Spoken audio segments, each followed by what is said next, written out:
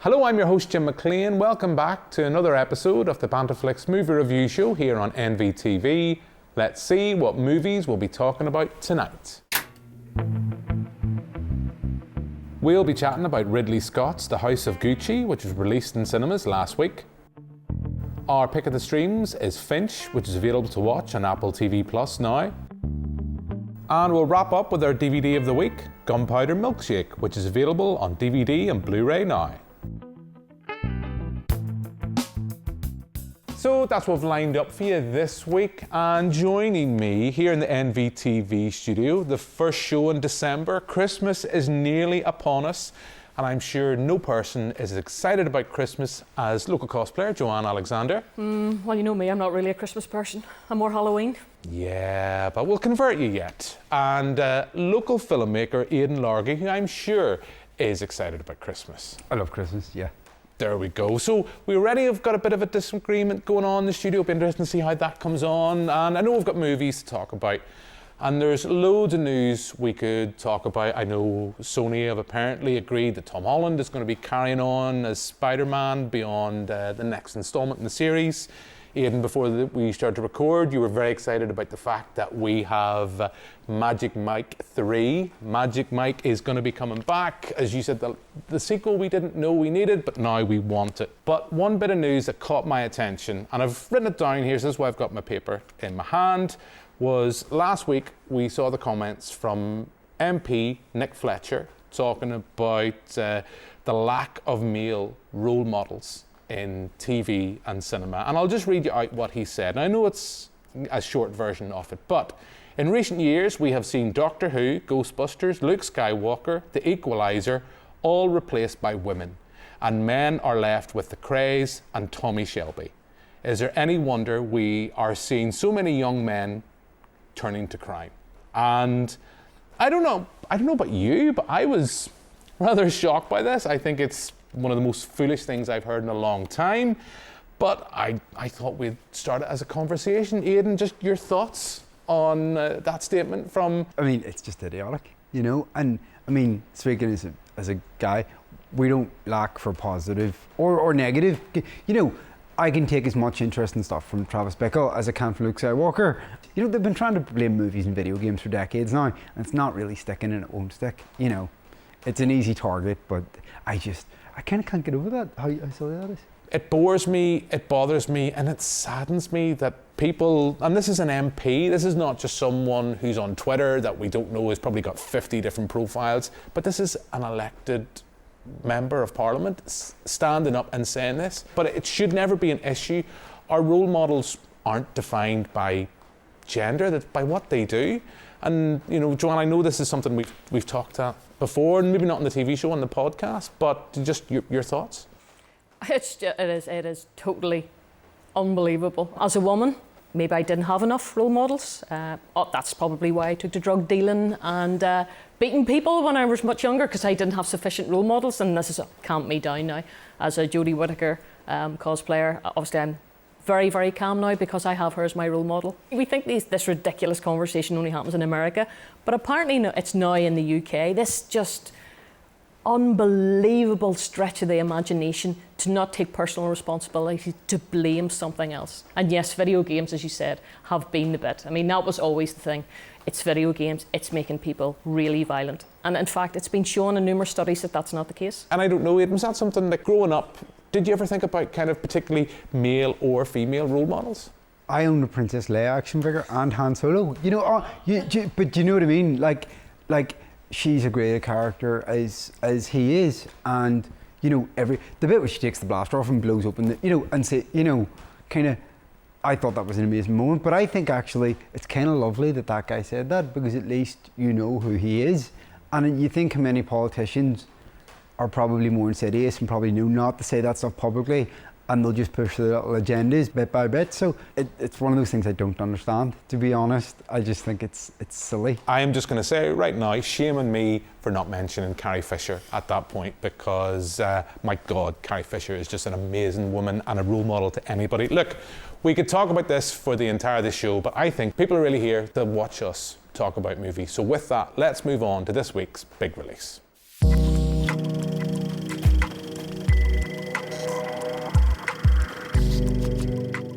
Madness. Who does he think he is? It's time to take out the trash.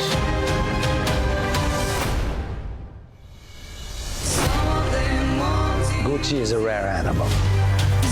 It must be protected Protected from who?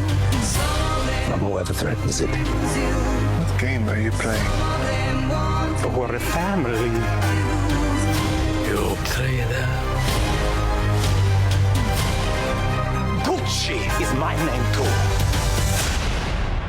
Who does what? Oh. Don't miss. So that's a look at The House of Gucci, which is this week's big release. It was released in cinemas last week. We're finally getting a chance to talk about it. Joanne, I'm going to come to you first.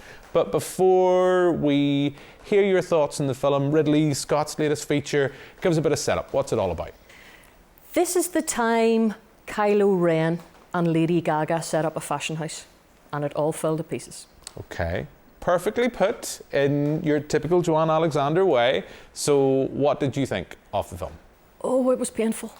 Oh my goodness, 2.5 hours. I thought I was in a parallel universe that I was never going to get out of.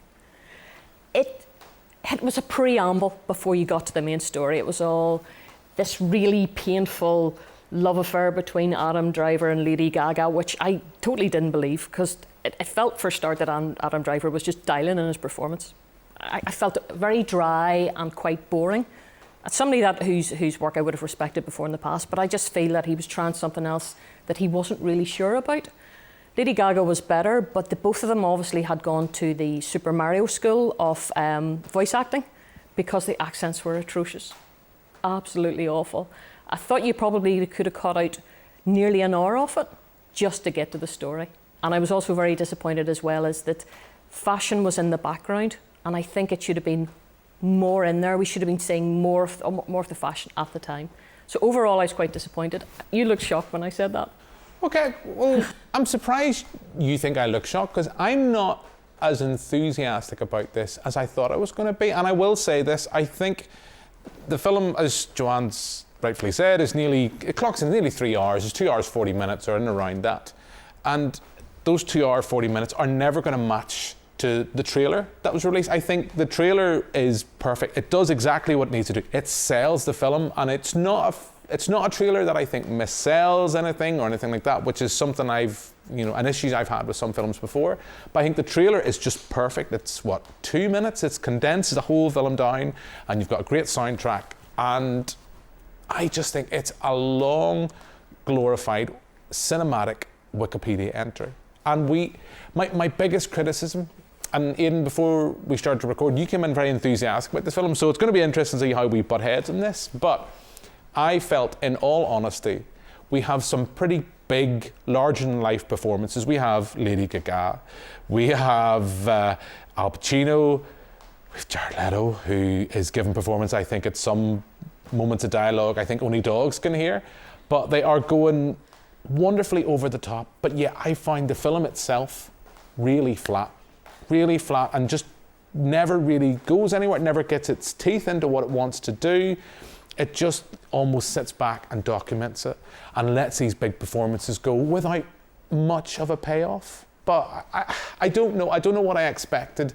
As I said, I've been sold on this since I've seen the trailer. I will say this, I think Gaga's excellent in it. And I don't know why I'm calling her Gaga, but it's Lady Gaga. I think she's excellent in this, and she does give this larger-than-life performance. But there's no real payoff for that performance. But you came in very enthusiastic to the studio. So what have maybe we missed that you, as the filmmaker amongst the three of us, what have you picked up on? Oh no, I think it's just opinions really. And I mean, I had to say, you said you felt it was too long, and Ridley's doing an extended cut, and I'm there for it. 4 hours, suck it to me. No, seriously, I found the romance between him and Gaga, her drawing her number on the motorbike and lipstick, those little moments, and again, maybe they're invented, but that's what I go to the movies for. Maybe the real life people and versions of this was so much quieter, but actually kind of Ridley likes his Baroque. I mean, how many movies of his has opera in it, you know? I just sort of felt this was kind of, and if Gaga doesn't get the Oscar, there's something. I thought she was great, and actually not just a kind of pantomime, kind of scheming villain, but actually just a full. And I loved the idea that she genuinely loved her husband, which I wasn't expecting from the trailer. I thought it was going to be something much more cold and calculating. I have to say, you know, yes, Leto does a bit every time he's on screen, but it really entertained me, you know, and I can't lie, I had a ball, and I'm going to go see it again tomorrow night, and if I hadn't been here now doing this, I probably would have went to see it again. Okay. You know.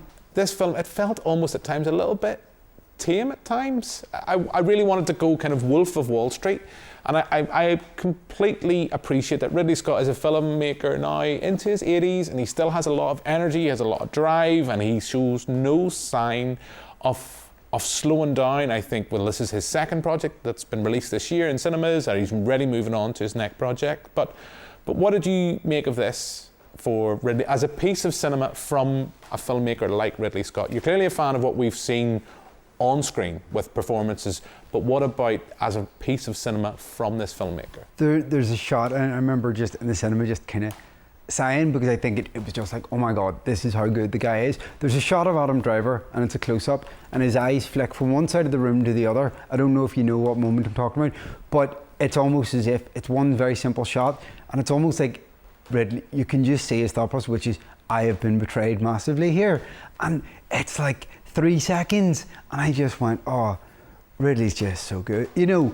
And I mean, you look at even the skiing sequences and the energy in those, and like, it doesn't, and there's a sequence of Lady Gaga writing in her diary with the curtains blowing behind her, which felt like a real Tony Scott moment, which kind of I thought was really lovely. And I mean, I genuinely think Ridley's the best example of how a director works, in that, like, when Ridley has a great script, you have a great movie. When Ridley has a less than great script, the movie, but I mean, it's nothing to do with Ridley's talent or the talent of the actors, the crew he works with. It's the limits of the material, and sometimes you just can't push over that, but I think I just really enjoyed it. The performances are great. You know, Lady Gaga, I would be very surprised if she's not nominated. I don't know about winning, but then we're always told it's certain actors and actresses' time, and maybe it's just her time to take home. Joanne, you would definitely not be very too pleased to see her taking home the Academy Award in March. I don't think she deserves it. I really don't. Actually, there's one bit that really completely took me out of the film, was whenever the financial police raid their home, because he had possibly, him or the wife, had forged the signature on the inheritance documents, and his right-hand man gets him to come out and meet him, and he gets on his, I think it's an old, it's not old then, VFR 800, and off he rides to Austria, wherever it is that Italy don't have an extradition order with. And that would have taken him about 3 hours, and there he is in his coat and his Gucci loafers. Now, I'm a biker, and I know what it's like to ride in the snow, and let me tell you, he wouldn't have been getting off the bike going, oh, that's great, thank you very much, there's my motorbike. He'd have been getting off that bike frozen with his feet stuck to the pegs. So that just completely took me out of it.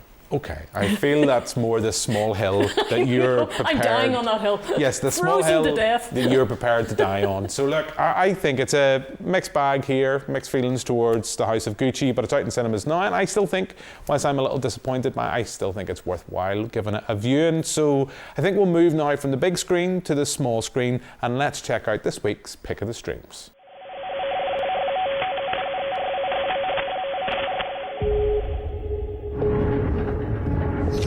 So fast. There was a solar flare. Goodbye crops and food, goodbye everything. So I hid, frightened and so alone. And I found you.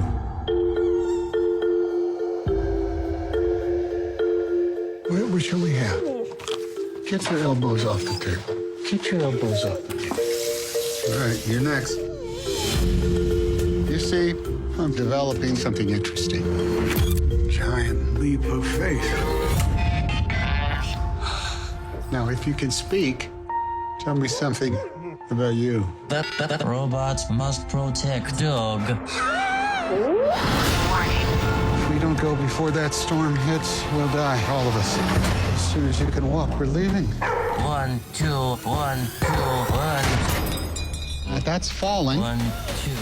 So that's a look at Finch, which is out on Apple TV Plus now. It's been out for a while, and we have to admit we always have our pick of streams each week, and this is the first time we've featured an Apple Plus original. I'm going to come back to that in just a moment, but Aidan, do you want to give us a bit of setup before we get into hearing your thoughts on the film? Basically, it's Tom Hanks, and he's living in a post-apocalyptic future with his beloved dog, and spoilers, he's dying of radiation poisoning, and he's trying to sort of train this robot to look after the dog by the time he dies, and they make a perilous journey cross country, and that's roughly the plot. Yeah, that's the plot, perfectly set up. And I will say this right from the get-go, I don't think it's a spoiler or too much of a spoiler to say that Tom Hanks is fearing for his own mortality in this film. It's played right from the get-go, almost from the get-go in the film.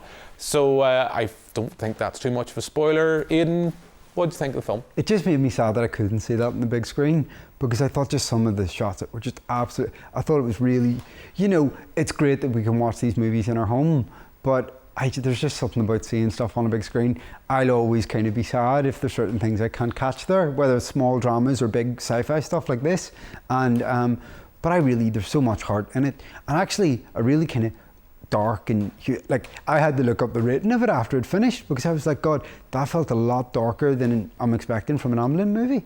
And I thought it was a really beautiful film, really for something like in a post-apocalyptic landscape with a CG robot. Felt really small and intimate in the best way, and I really enjoyed it. I think Tom Hanks is his pick of stuff is always pretty interesting, and he's an actor I've really come around on in the last. I used to think he was boring, and I've really come around him in the last 10 years. I just went back and watched more stuff and just like, oh no, Tom Hanks is really good, and I thought he was great in this.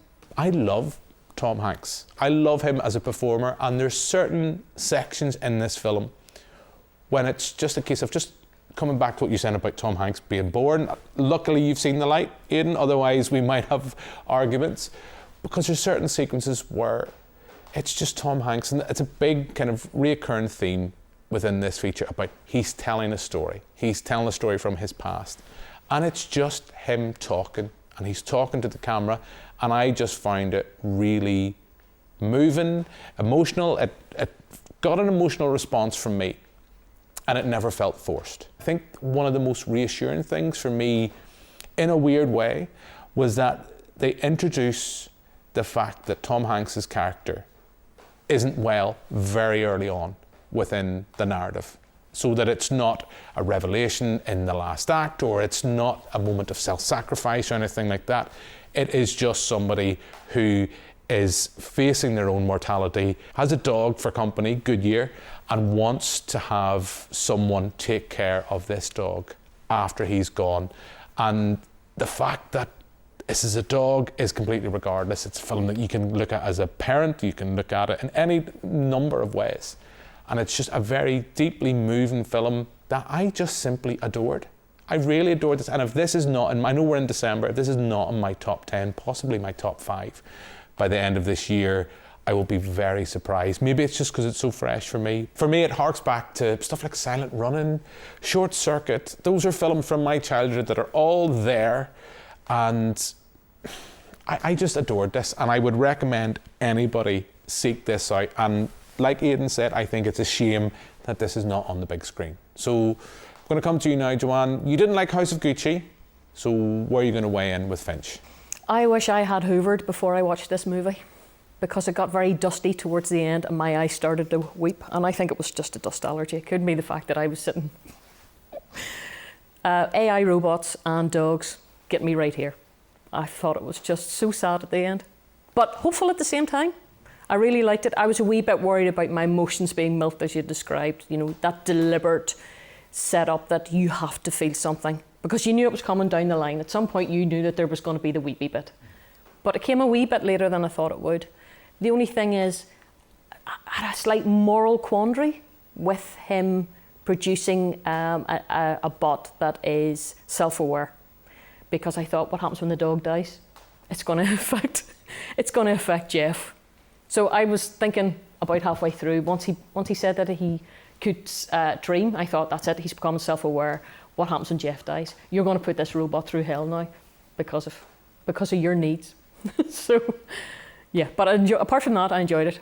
I thought it was just a very beautiful film that was full of heart, and I've talked about this recently, maybe with all the doom and gloom, and we know now that there's new variants out with this pandemic, I find this reassuring that in a possible post-apocalyptic future, I can never say that word, that it's going to be reassuring that Tom Hanks, for a little while anyway, is there. And there's a beautiful, again, I'm gushing now, but there's a lovely little interchange where Tom Hanks talks about, you know, I think it's the ozone layer has been destroyed, and it's not the fact that the ozone layer and what happened to humanity, it's mankind did this to themselves and where we are. I thought it was a lovely film. But look, let's move from digital media to the good old days of physical media with our DVD of the week.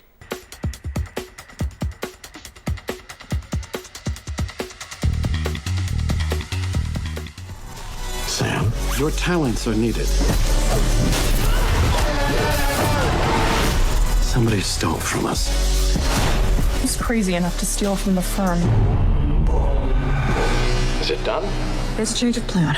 They have an 8-year-old girl. I can't leave her to die. So that's a look at our DVD of the week, which is Gunpowder Milkshake. It's available on DVD and Blu-ray now, but it's also available still on Sky Cinemas. So if you have a Sky subscription, you can seek this out online. Joanne, before we get into review, do you want to give us a bit of setup? This is Karen Gillan and Lena Headey as deadly assassins, a mother and daughter team. Karen becomes estranged from her mother after the mother seeks revenge on something else. And Karen is left to her own devices with a rather dodgy new parent to bring her up and to show her the way. And of course he shows her how to be an assassin too, like her mum. Okay, so perfectly set up. What do you think of the film? It's a bit of a mixed bag, this one. You can see it has great love for that particular genre. Some people have compared it to a female John Wick, because you have the mythology. In John Wick you had the hotel, in this one you had the librarians that were actually, that they were the suppliers of all the weaponry that you would need, and different books meant different weapons. But I also seen in it as well, there's a South Korean director whose name I will not try and pronounce, and he had directed Sympathy for Mr. Vengeance, Lady Vengeance and Old Boy, and I thought I could see elements of it, that the big wide vistas of the fight scenes. In Old Boy, there was one particular one where he breaks out of his cell and he fights a whole rake of guys along this corridor, and it was all done in one scene. And you could see them trying to emulate that in the film, but they were kind of falling short a wee bit, because the actors, I don't think, really got into it. Michelle Yeoh, a phenomenal martial artist, they give her 2 guns. For some reason, her weapon handling just looked absolutely horrendous on screen. She lifted a gun out of a bag with her finger on the trigger, and everybody else has got their finger down the side of the gun. And so I just feel that it was trying to pay homage to certain things, even like Kill Bill, but it had a hard time finding its own identity. Unfortunately, I think Karen Gillan was a wee bit flat in her performance as well. Lena Headey was certainly an awful lot better. Bearing in mind she plays Cersei Lannister, so she's used to being a badass anyway. Much preferred her. It could have been so much more. I thought maybe it had been a comic before. It reminded me of maybe even a comic, but no, apparently it's an original bit of work. I would have liked to have seen this on the big screen, but that's just because we have like Angela Bassett, Michelle Yeoh. I love Karen Gillan, Lena Headey, as you've kind of mentioned as well. There are performers I like to see on my trip to the cinema. I think the action sequences are done well. I think at just about 2 hours, I think it's a little bit long, but I enjoyed it and I had fun with it, and I would like to see more of this. I mean, I think it's the fact that we have the comparisons to John Wick are probably unavoidable, because we have that similar kind of lore. As you mentioned, we have librarians here, and John Wick, we have the hotel. But in a weird way, I actually find the sequences here, the action sequences, aren't as choreographed, they aren't as almost kind of stylized to perfection as what we get in John Wick. I like them. I like this film more than I thought I would. I've been looking forward to seeing it. I know in the States it's been released on Netflix. Here it's been released on Sky, and now it's getting a DVD and Blu-ray release. I know the Prince Charles Cinema in London were screening it for a while. I would have liked to have seen this on the big screen. I still would have had flaws in it, but I felt Karen Gillan give a fantastic performance in the lead role, but then I like Karen Gillan. I think she's just such an underrated performer, and I know we're going to see her taking over from Johnny Depp in the Pirates of the Caribbean franchise. Whether that'll happen or not, we don't know, but that is definitely the plan at the minute. That is entered into pre-production.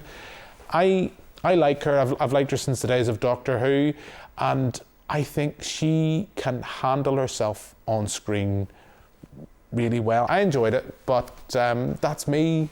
Aidan, what about you?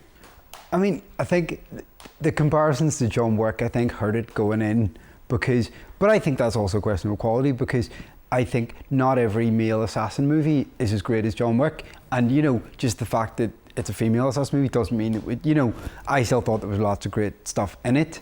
I thought it looked incredible, even on and I thought actually the fight sequences were really inventive. Stuff like, again, can't use her arms during a fight scene. How's that? I really appreciated all that. It's just a pity that the story feels really secondhand. It sort of feels cobbled together from sort of bits of John Wick and bits of The Professional. But I realised actually halfway through, maybe why I didn't overly love it was I felt it wasn't actually a female John Wick, it was a female Kingsman. And I don't really like the Kingsman movies. I sort of think they're kind of too comedic for me. And I sort of think that whole mix of kind of grit and, they kind of want the more emotional moments, but they want the comedy, silly moments too. And I just sort of feel like the silly moments kind of annoy. John Wick plays it a lot more straight, and it still has the odd bit of dark humour, but I think it's a preference thing. I kind of prefer that. I will say Karen Gillan's orange bomber jacket is iconic already, and it will surprise me if people aren't cosplaying as that, like, in the next couple of years. It's just an amazing look. And I mean, how many iconic bomber jackets, it's a hard thing to think of a jacket that's not a version of, say, the Bruce Lee, look from Kill Bill or whatever, but I thought this really felt like its own thing visually. I agree with everything you're saying, Aidan, and I was thinking about this, and I was thinking about it as well with Kate, and it'll be interesting what you both think. We talk about films that have seemed to have now kind of had a massive effect on films, but Leon, there's the fact that film and that kind of the professional, the elder professional and the younger child, how much that has kind of now bled into so many films. We've seen it in Kate, which I've already talked about. We see it in this again. It has had an effect in terms of kind of narrative structure for films and that adding it dynamic. I liked it a lot. I think it's flawed, but I enjoyed watching it at home on a Friday evening, and hey, there's nothing wrong with that. Look, we are nearly out of time, so all I'm going to ask, and it's going to be interesting to see where we all go with this. I'm going to start with you, Joanne. Your film of the week. Of the 3 films we've discussed this week, which is your favourite? Which would you recommend our viewers seek out, and why? I think it would have to be Finch. Yeah, I think it would have to be Finch. Just because it's got heart, and also because it's a warning to Earth as well. Coronal mass ejection can happen, and it has happened before. 1859, it actually knocked out our telegraph system. We're still not prepared for that. We had one bounce off the planet Earth there, I think it was last month. So it's something that could genuinely happen, and quite frankly, given what we've seen last year with the lockdown, stock up toilet rolls now, because if it happens, you'll need them. Okay, you heard it here first. Aidan, what about you? What's your film of the week? I feel bad because that was really surprisingly grim, and do you know what? I'm going to go to bat for Ridley. I'm sorry. How's Gucci? I'm going to go see it again probably tomorrow. And, last year I don't think was seen by enough people in the cinema, and I think part of that might have been a COVID thing, and maybe he'll see more people. But I mean, the guy just knocked out like 2 pretty great films this year, and at his age, and he's not stopping anytime soon. And I just sort of think, I really like House of Gucci, and I like them too, but I think it needs the love. I have to say Finch, but then I didn't hate the House of Gucci. So maybe the film itself wouldn't be my film of the week, just the trailer for House of Gucci. Watch that and you've pretty much seen the film. But that's enough of that. Look, We are sadly out of time, so all that's left for me to do now is thank my two guests here in the studio. So thank you very much, Joanne. Thanks, Jim. Thank you very much, Aidan. Thank you. And more importantly, thanks very much for watching at home. We'll be back next week with another episode. But for now, until then, goodbye.